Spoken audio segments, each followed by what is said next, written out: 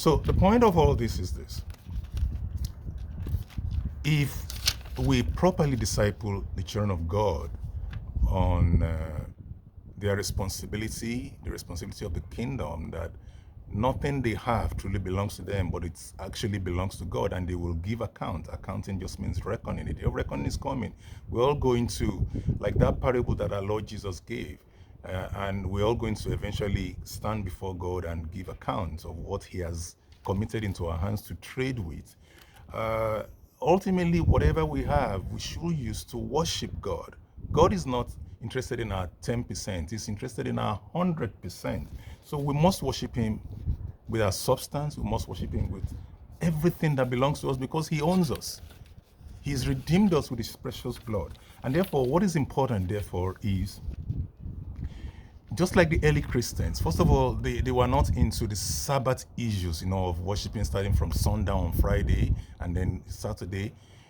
In honor of the resurrection, they had converted Sunday into the rest.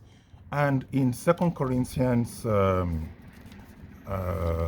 think chapter 9, thereabout, starting from verses 5 to 7, the emphasis was on free giving that comes from your heart. So whether it was 1% or 100% or 70%, it didn't matter. It was about giving freely.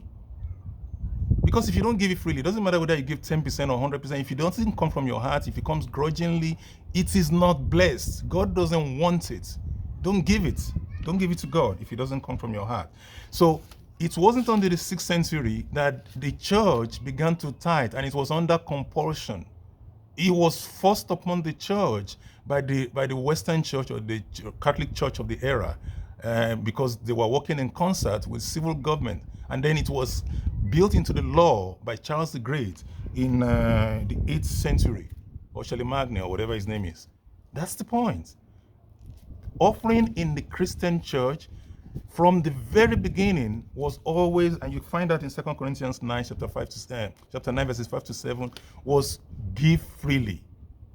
And that is what God blesses, not what is compelled, not what gets you excommunicated, as we find in the Third Council of Macon in 585 AD.